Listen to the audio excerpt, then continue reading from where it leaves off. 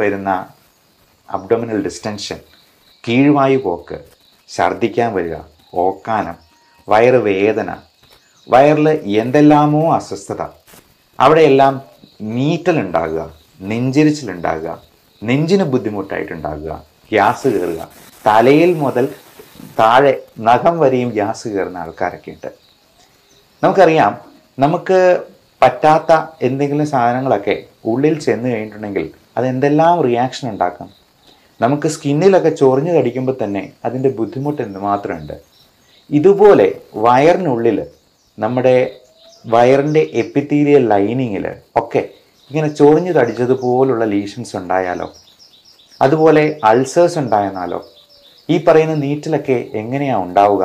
നമുക്ക് കയ്യിലുണ്ടാകുന്ന നീറ്റിൽ പോലെ ആയിരിക്കത്തില്ല വയറിനുള്ളിലുണ്ടാകുന്ന നീറ്റിലും ഗ്യാസും പുകച്ചിലുമൊക്കെ അത് ചിലപ്പം മറ്റേതെങ്കിലും ഒരു തരത്തിലായിരിക്കും.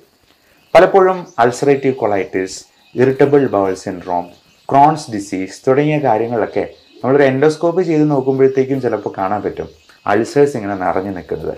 അതിന് ചുറ്റും ഈ ദേഹം ചൊറിഞ്ഞു കളിച്ചിരിക്കുന്നത് പോലെ തന്നെയുള്ള ലീഷൻസ് കാണാം. അതേപോലെ പലതരത്തിലുള്ള ഇൻഫെക്ഷൻസ് ഉണ്ടാകാം.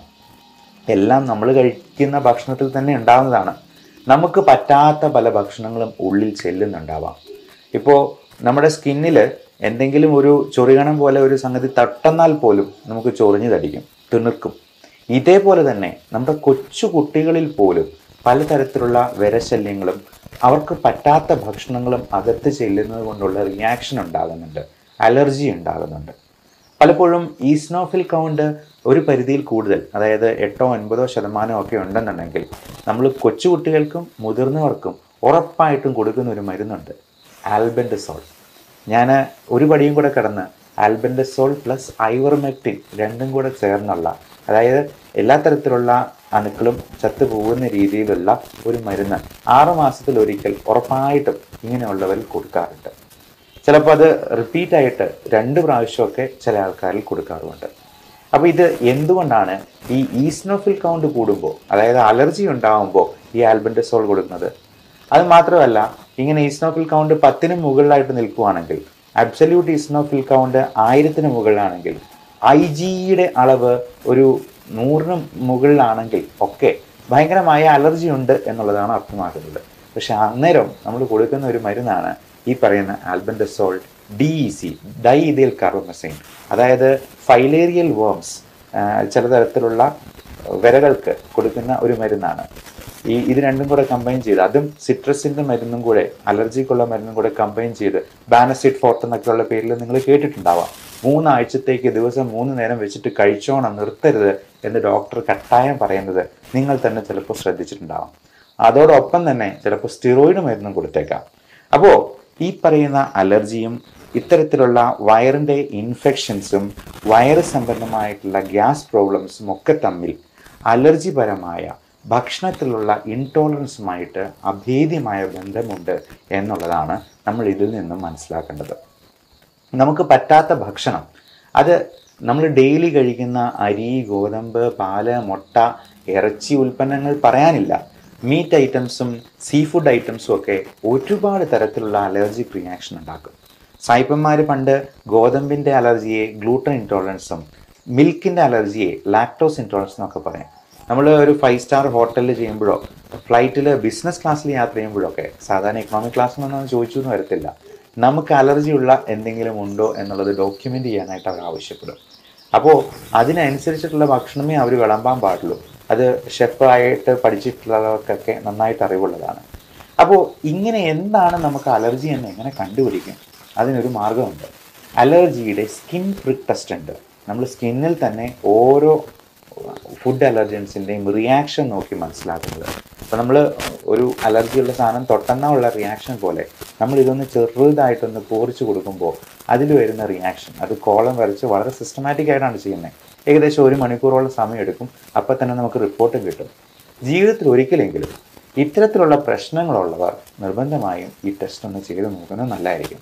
അങ്ങനെ കണ്ടുപിടിച്ചെന്നാൽ നമുക്കതിൽ ഒഴിവാക്കാൻ പറ്റാത്ത സംഗതികൾക്ക് ഇമ്മ്യൂണോതെറാപ്പി എന്ന് പറയുന്ന ഒരു ട്രീറ്റ്മെൻറ്റ് വഴി ഇതിന് നമുക്ക് പൂർണ്ണമായിട്ടുള്ള വിമോചനം സാധ്യമാണ്. പഠനങ്ങൾ പറയുന്നത് 92% എഫിക്കസിയാണ് ഇതിന്.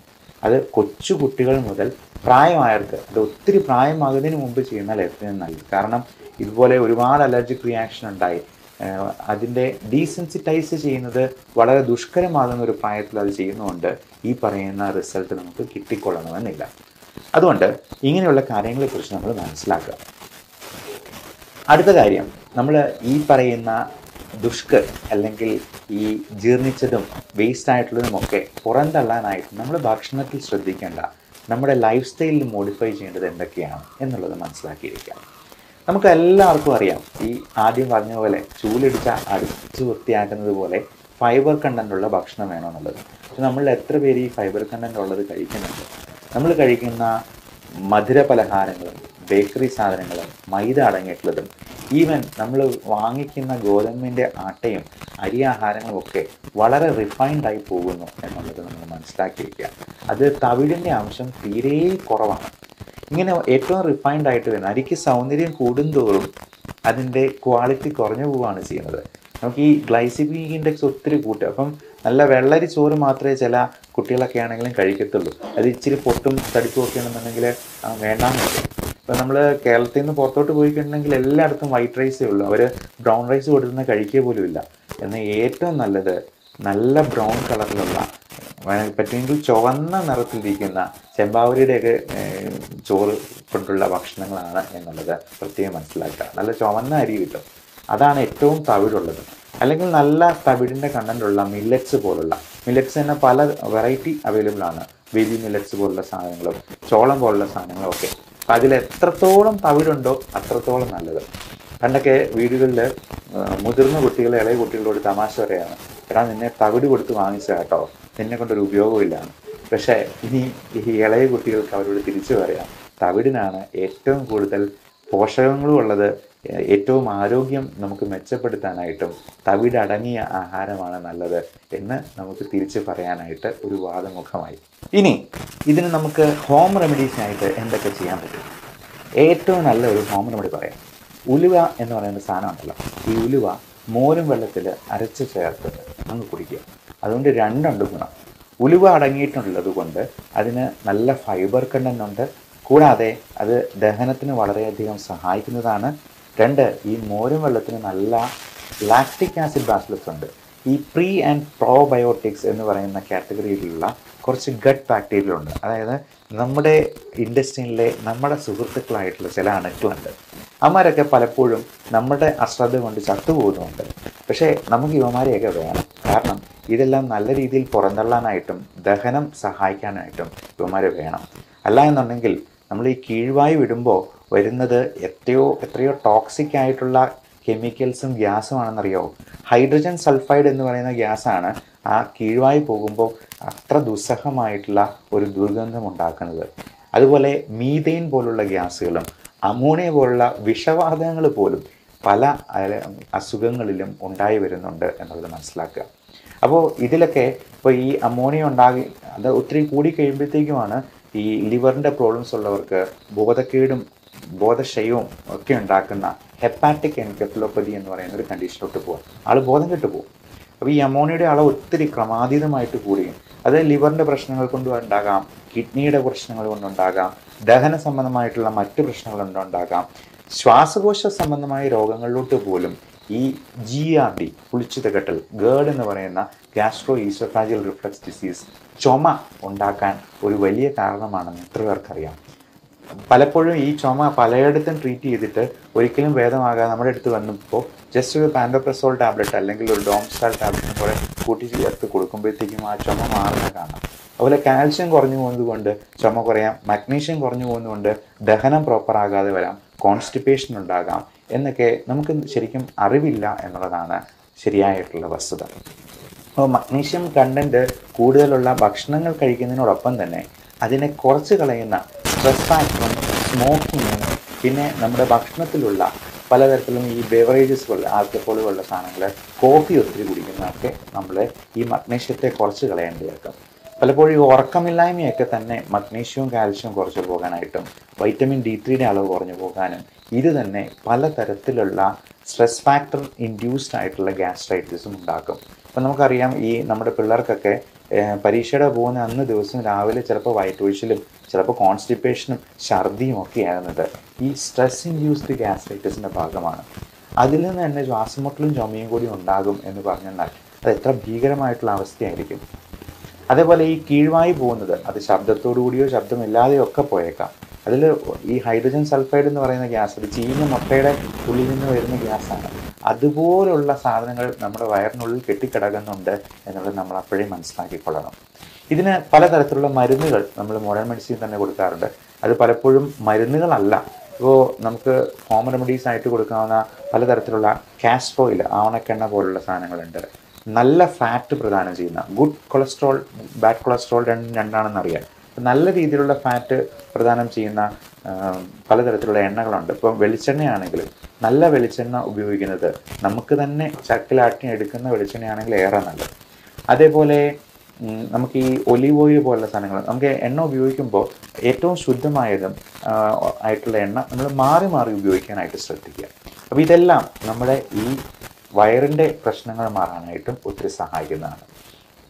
അതേപോലെ നല്ല ഫ്രൂട്ട്സ്, അധികം മധുരമില്ലാത്ത കഴിക്കാനായിട്ട് നോക്കുക. അപ്പം മധുരത്തിൽ അടങ്ങിയിരിക്കുന്ന ഫ്രക്ടോസ് എന്ന് പറയുന്ന കണ്ടന്റ് തന്നെ ലിവറിനെ ചിലപ്പോൾ കൂടുതൽ അപകടകരമായിരിക്കാം. അതായത് മധുരമുള്ള പഴങ്ങളായിട്ടുള്ള മാങ്ങപ്പഴത്തിലും ചക്കപ്പഴത്തിലും അതുപോലെ ചെറുപഴത്തിലാണെങ്കിലും ഒരുപാട് ഫ്രക്ടോസ് അടങ്ങിയിട്ടുള്ളതാണെങ്കിൽ അത് ചിലപ്പോൾ ലിവറിൻ്റെ സിറോസിസിലേക്ക് തന്നെ കാരണമാക്കാം എന്നുള്ളത് പ്രത്യേകം മനസ്സിലാക്കുക. ഡയബറ്റിക് ആയിട്ടുള്ള രോഗികൾക്ക് ഇത് കഴിച്ചിരുന്ന ഷുഗർ കൂടുകയും ചെയ്യും. എന്നാൽ നമ്മൾ ഈ കോൺസ്റ്റിപ്പേഷൻ റിലീവ് ചെയ്യാൻ കൊടുക്കുന്ന ലാക്ടുലോസ് എന്ന് പറയുന്നൊരു മരുന്നുണ്ട്. അപ്പോൾ ഈ ലാക്ടുലോസ് ഒരു സിറപ്പായിട്ടാണ് കൊടുക്കുക. ഈ സിറപ്പിന് മധുരമുണ്ടെങ്കിലും അത് ഗ്ലൈസിമിക് ഇൻഡെക്സ് കൂട്ടുന്നതല്ല, അതായത് ഷുഗർ ലെവൽ കൂട്ടാത്ത രീതിയിലുള്ള മരുന്നാണ്. ഇനി അതിൽ നിന്നില്ലെങ്കിൽ പലപ്പോഴും പല എനിമ കൊടുക്കാറുണ്ട്. അത് ഇത്രയേ ഉള്ളൂ, എനിമ ചെയ്യുന്നത് ഇത്രയേ ഉള്ളൂ. നമ്മുടെ കുടലിൻ്റെ ബാക്കി ഭാഗത്തു നിന്നും വെള്ളം സ്വല്പം കൂടി വലിച്ചെടുത്ത് ആ മലത്തിന് സ്വല്പം കൂടി ഹൈഡ്രേഷൻ കൊടുക്കും. അതായത് ഫ്ലൂയിഡുള്ള ഉണങ്ങി വരണ്ടിരിക്കുന്ന മലത്തിന് പകരം കുറച്ചുകൂടി വെള്ളം ചേർത്തിട്ട് അത് പുറത്തേക്ക് പോകാനായിട്ട് കൂടുതൽ സഹായിക്കും. ഇത് വലിയ കെമിക്കലൊന്നുമല്ല നമ്മൾ ഉള്ളിലോട്ട് ഇനിമ വയ്ക്കുമ്പോഴത്തേക്കും കേട്ടുന്നത്. ഇനി അതല്ലെങ്കിൽ സപ്പോസിറ്ററി ആയിട്ടുള്ള മരുന്നുകളുണ്ട്. ഇതിൻ്റെയൊക്കെ ആക്ഷൻ ഇങ്ങനെയാണ്: നമ്മുടെ ബവൽ മൂവ്മെൻറ്റ്സ് കുറച്ചുകൂടി നന്നാക്കുക, അപ്പോൾ ഫൈബർ കണ്ടൻറ്റ് കൂട്ടുക. പലപ്പോഴും ഫൈബർ കണ്ടൻ്റ് ആയിട്ടുള്ള സാധനങ്ങൾ നമ്മൾ പൊടിയായിട്ടോ ഒക്കെ കഴിക്കാനായിട്ട് പറയും. അപ്പോൾ ഇതൊക്കെ ഗുളിക രൂപത്തിൽ ഇരുന്നെന്ന് വെച്ചിട്ട് ഇതൊന്നും വലിയ കെമിക്കലാണ് എന്ന് തെറ്റിദ്ധരിക്കരുത്. പലപ്പോഴും പല ആൾക്കാരും അയ്യോ ഇംഗ്ലീഷ് മരുന്നുകൾ മൊത്തം അപകടമാണ്, മൊത്തം പ്രശ്നങ്ങളുണ്ടാക്കും, സൈഡ് ഇഫക്റ്റ് ഉണ്ടാക്കും എന്നെല്ലാം പറയുന്ന ആൾക്കാരുണ്ട്. പക്ഷേ നമ്മളിത് ഗുളിക രൂപത്തിൽ കഴിക്കുന്നു എന്ന് കരുതി അതിനകത്ത് മൊത്തം കെമിക്കൽസ് ആണെന്ന് ധരിക്കരുത്. ഇതെല്ലാം പലപ്പോഴും പ്ലാന്റ് പ്രോഡക്ട്സിൽ നിന്നുണ്ടാക്കുന്ന മരുന്നുകൾ തന്നെയാണ്. അതെല്ലാം ഈ ഇംഗ്ലീഷ് മരുന്നുകളിൽ അലോപ്പതിയിൽ കൃത്യമായിട്ട് ഡോക്യുമെൻ്റ് ചെയ്ത് വെച്ചിട്ടുണ്ട് എന്ന് മാത്രമേ ഉള്ളൂ. പലപ്പോഴും ആയുർവേദത്തിലും ഈ പറയുന്ന ഗുളിക രൂപത്തിൽ കൊടുക്കാറുണ്ട്, അല്ലെങ്കിൽ സിറപ്പ് രൂപത്തിൽ കൊടുക്കാറുണ്ട്. അപ്പോൾ ഈ ഗുളിക രൂപത്തിൽ കാണുന്ന എല്ലാം കെമിക്കൽസ് ആണ് എന്ന് തെറ്റിദ്ധരിക്കരുത്. ഇപ്പോൾ പ്രകൃതിയിൽ നിന്ന് തന്നെ കിട്ടുന്ന മറ്റ് സാധനങ്ങൾക്ക് അതിനേക്കാൾ സൈഡ് എഫക്റ്റ് ഉണ്ടാവാം. ഈ പുകയില, നേരത്തെ പറഞ്ഞ പോലെ സ്മോക്കിംഗ് ഒരു വലിയ കോസാണ് നമ്മുടെ ദഹന പ്രക്രിയയെ തകിടം മറിക്കാനായിട്ട്. ഈ പുകയില എന്ന് പറയുന്നത് പ്രകൃതിയിൽ നിന്ന് നമ്മൾ നേരിട്ട് കിട്ടുന്നതാണ്. കഞ്ചാവ് അതുപോലെ പ്രകൃതിയിൽ നിന്ന് നേരിട്ട് കിട്ടുന്ന ഒരു ഇലയാണ്. മദ്യമാണെങ്കിൽ പോലും പഴങ്ങളുടെയൊക്കെ സത്ത്, ലാലേട്ടൻ്റെ സിനിമയിൽ പറയുന്ന പോലെ ഈ സ്കോച്ച് വിസ്കി എന്ന് പറയുന്നത് പഴങ്ങളുടെ സത്തൊക്കെ ഊറ്റിയെടുക്കുന്ന നല്ല സാധനമാണ് എന്ന് തെറ്റിദ്ധരിക്കുന്ന കുടിയന്മാരൊക്കെ ഉണ്ട്. അപ്പോൾ ഇതൊക്കെ നമുക്ക് ഒരു സൈഡ് ഇഫക്റ്റും ഉണ്ടാക്കുന്നില്ലേ എന്ന് ചോദിച്ചാൽ തന്നെ അതിനകത്തുള്ള ആ ഒരു മണ്ടത്തരം, ഉദ്ദേശശുദ്ധി ഇല്ലായ്മ നമുക്ക് മനസ്സിലാക്കിയെടുക്കാവുന്നതേ ഉള്ളൂ. അതുപോലെ പലതരത്തിലുള്ള വിഷക്കായകളുണ്ട്. നമ്മുടെ ഭക്ഷണത്തിൽ തന്നെ ഉൾപ്പെടുന്ന പലതും നമുക്ക് അലർജി ഉണ്ടാക്കിയേക്കാം. ഇത്തരത്തിലുള്ള കാര്യങ്ങളെക്കുറിച്ച് നമ്മൾ കൃത്യമായി മനസ്സിലാക്കുക. അതിന് വേണ്ട നടപടികൾ നമ്മുടെ ഭക്ഷണശീലങ്ങളിലും ജീവിതശൈലിയിലും കൈക്കൊള്ളുക. എക്സസൈസ്, വ്യായാമം, നിത്യാഭ്യാസി കല്ല് കഴിച്ചെന്നാലും ദഹിച്ചു പോകും എന്നാണ് പറയപ്പെടുക. അപ്പോൾ നല്ല അധ്വാനമുള്ള, നല്ല എക്സസൈസ് ഉള്ള ഒരാൾക്ക് മാത്രമേ ദഹനവും പ്രോപ്പറാകത്തുള്ളൂ. മിക്കവാറും ഈ പ്രായമായവരൊക്കെ ഫുൾ ടൈം ഉറക്കമാണ്. അവർ കട്ടിലേന്ന് എടുക്കുന്നില്ല, പകലും ഉറക്കം, രാത്രിയിൽ ഉറക്കം. അപ്പോൾ ഇങ്ങനെ 24 മണിക്കൂർ ഉറങ്ങി കഴിഞ്ഞിട്ടുണ്ടെങ്കിൽ അവർക്ക് വയറ് സംബന്ധമായിട്ടുള്ള പ്രശ്നങ്ങളും മറ്റസുഖങ്ങളും ഈ ക്ഷീണം കൂടത്തേ ഉള്ളൂ. ഉറക്കം കൂടിയെന്നാലും പ്രശ്നമാണ്. അതുപോലെ തന്നെയാണ് ഉറക്കം കുറഞ്ഞു പോയെന്നാലും. ഇപ്പോൾ ഉറക്കത്തിന് മരുന്ന് എന്തെങ്കിലും കഴിക്കാൻ ഡോക്ടർ പറയുമ്പോൾ അയ്യോ ഇത് ഭയങ്കര സൈഡ് ഇഫക്റ്റ് ഉള്ളതാണ് എന്ന് പറഞ്ഞ് അവർ ഉറങ്ങാതിരിക്കും. അവസാനം അവരുടെ സ്ട്രെസ് ഫാക്ടർ തന്നെ ബാക്കിയുള്ള എല്ലാ അസുഖങ്ങളിലോട്ടും വഴിതെളിക്കും. അത് തന്നെ അവരുടെ അന്ത്യത്തിന് വരെ കാരണമാകുന്ന ഒരു അവസ്ഥ പലപ്പോഴും കാണാറുണ്ട്. അപ്പോൾ ഇങ്ങനെയുള്ള കാര്യങ്ങളെക്കുറിച്ച് നിങ്ങളുടെ പ്രിയപ്പെട്ടവരോട് ഷെയർ ചെയ്ത് കൊടുക്കുക. Love and regards doctor Bipin Jose, Pulma medical centre, Pala Kanjirappally.